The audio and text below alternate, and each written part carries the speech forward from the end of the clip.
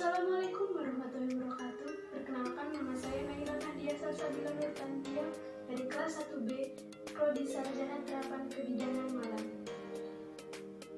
Pada video kali ini, saya akan menjelaskan tentang posisi anatomi. Dari definisinya, anatomi adalah ilmu pengetahuan yang mempelajari tentang struktur dan fungsi tubuh pada manusia. Mengapa anatomi sangat penting? Itu karena ilmu anatomi biasanya berguna untuk sarana komunikasi antara dokter dengan tenaga kesehatan lainnya mengenai struktur dan fungsi organ tubuh manusia. Yang perlu kita semua ketahui, pertama adalah posisi anatomi. Posisi anatomi adalah posisi yang telah disepakati oleh seluruh pakar di dunia untuk memudahkan kita dalam mempelajari anatomi itu sendiri. Seperti apa posisi anatomi? Seperti yang kalian lihat pada gambar, posisi anatomi ialah tubuh tegak, kedua kaki sedikit terpisah, telapak tangan terbuka dan menghadap ke depan, kedua ibu jari menunjuk menjauhi tubuh.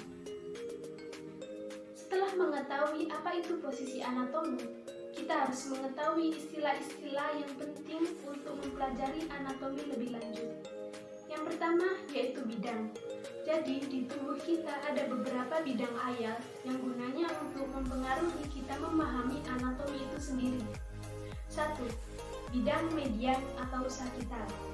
Bidang yang membagi tepat bagian tubuh menjadi dua, bagian kanan atau dextra dan bagian kiri atau sinistra.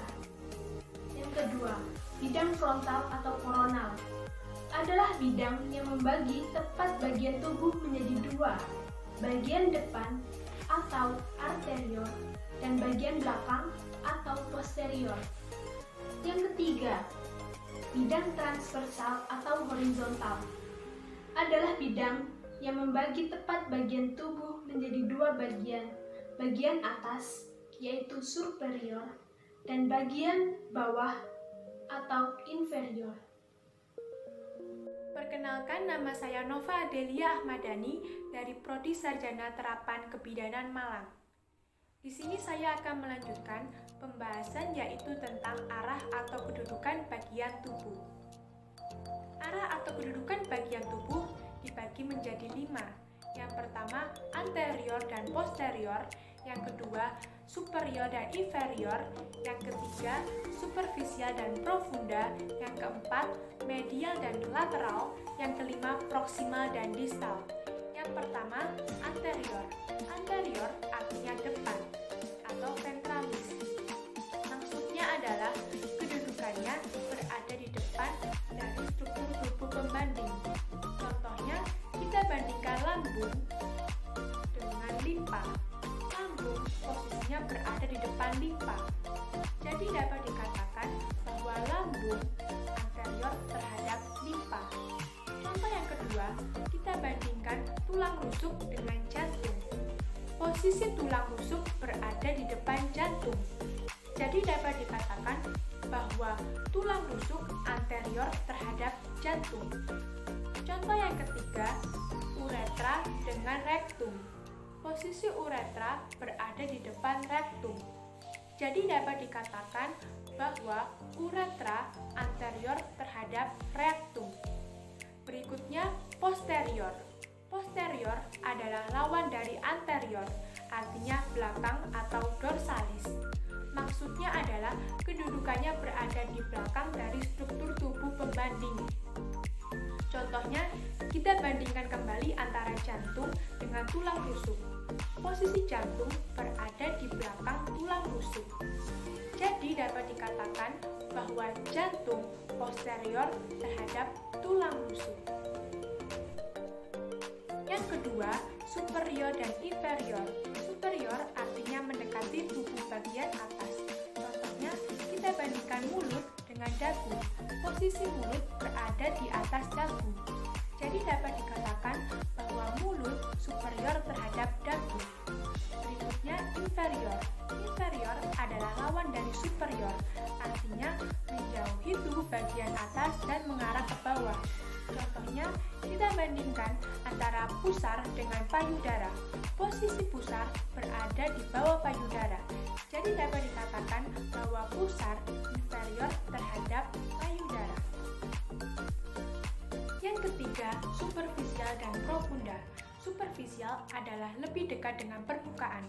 Contohnya adalah otot kaki dengan tulangnya. Otot kaki lebih dekat dengan permukaan kulit daripada tulangnya.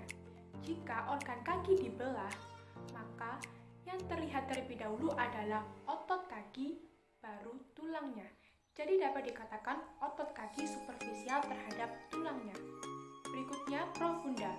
Profunda adalah lawan dari superficial, yaitu lebih jauh dari permukaan.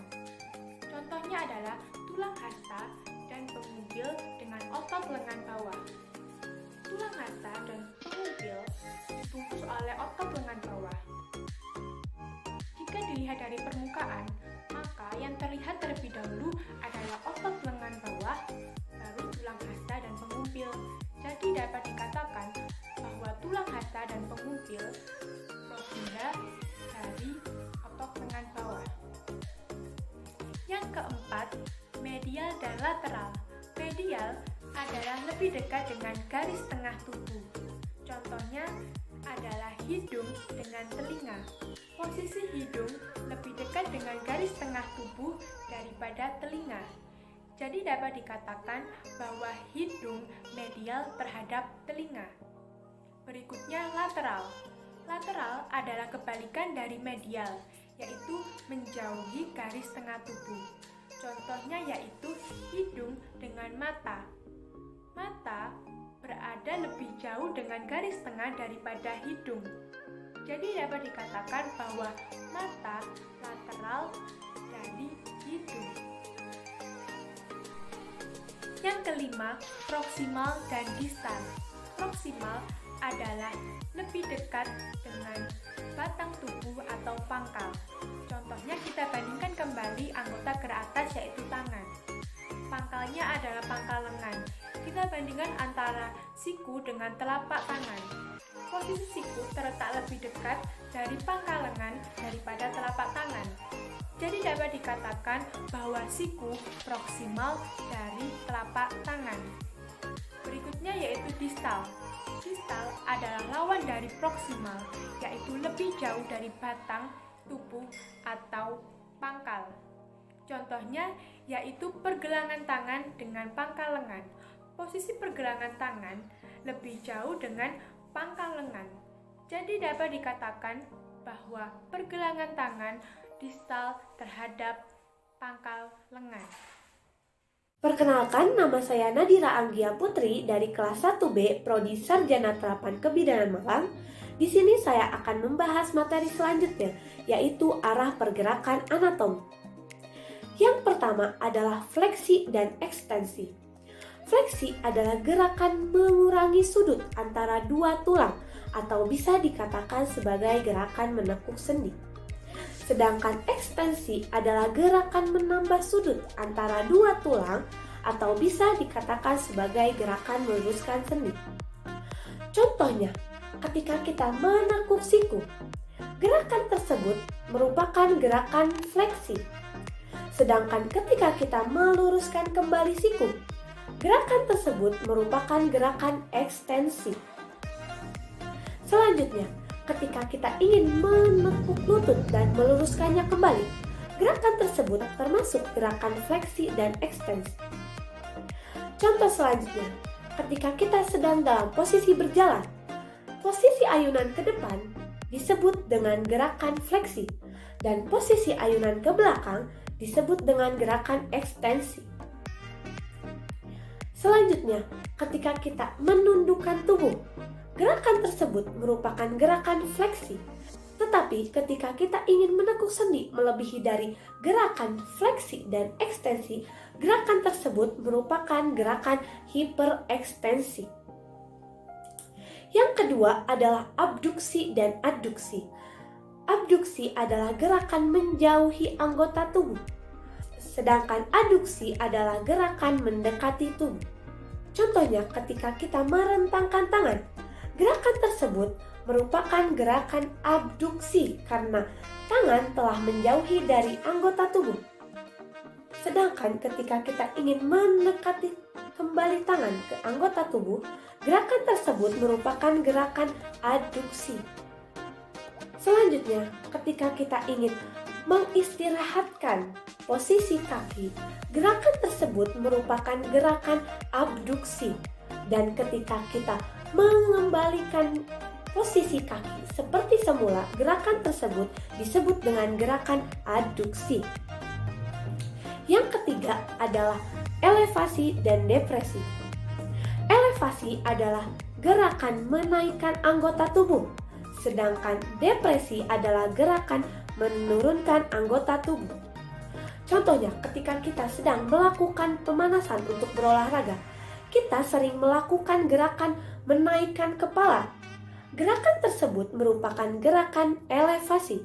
Sedangkan ketika kita menurunkan kepala seperti semula, gerakan tersebut merupakan gerakan depresi. Contoh selanjutnya adalah ketika kita menaikkan bahu dan menurunkan bahu. Gerakan menaikkan bahu disebut dengan gerakan elevasi. Sedangkan gerakan menurunkan bahu, gerakan tersebut merupakan gerakan depresi. Yang keempat adalah inversi dan eversi. Inversi adalah gerakan menekuk telapak kaki ke dalam tubuh, sedangkan eversi adalah gerakan menekuk telapak kaki keluar tubuh. Perlu kalian ketahui, gerakan inversi dan eversi hanya berlaku untuk wilayah pergelangan kaki saja. Yang kelima adalah supinasi dan pronasi. Supinasi adalah gerakan memutar lengan bawah untuk menengadahkan telapak tangan. Sedangkan pronasi adalah gerakan memutar lengan bawah untuk menelengkupkan telapak tangan. Dan perlu kalian ketahui bahwa gerakan supinasi dan pronasi sama halnya dengan gerakan inversi dan eversi. Tetapi inversi dan eversi hanya berlaku untuk wilayah telapak kaki saja, sedangkan gerakan supinasi dan pronasi hanya berlaku pada wilayah telapak tangan saja. Yang keenam adalah endorotasi dan eksorotasi. Endorotasi adalah gerakan ke dalam pada sumbu tulang yang bersendi, sedangkan eksorotasi adalah gerakan keluar pada sumbu tulang yang bersendi. Contohnya, ketika kita memutar tangan ke dalam atau mendekati tubuh, gerakan tersebut merupakan gerakan endorotasi. Sedangkan ketika kita memutar tangan ke arah menjauhi tubuh, gerakan tersebut merupakan gerakan eksorotasi. Yang ketujuh adalah protraksi dan retraksi. Protraksi adalah gerakan memajukan bagian tubuh ke arah depan atau anterior. Sedangkan retraksi adalah menarik bagian tubuh ke arah belakang atau posterior. Contohnya, ketika kita memajukan tulang belikat ke arah anterior, gerakan tersebut merupakan gerakan protraksi. Dan ketika kita menarik tulang belikat ke arah posterior, gerakan tersebut merupakan gerakan retraksi. Gerak rotasio yaitu menggerakkan struktur dalam gerakan rotasi sepanjang sumbu longitudinal, seperti memutar kepala untuk melihat ke kedua sisi. Gerak sirkumduksio yaitu gabungan dari refleksi, ekstensi, abduksi, dan adduksi. Gerakan ini memutar dengan puncak kerucut.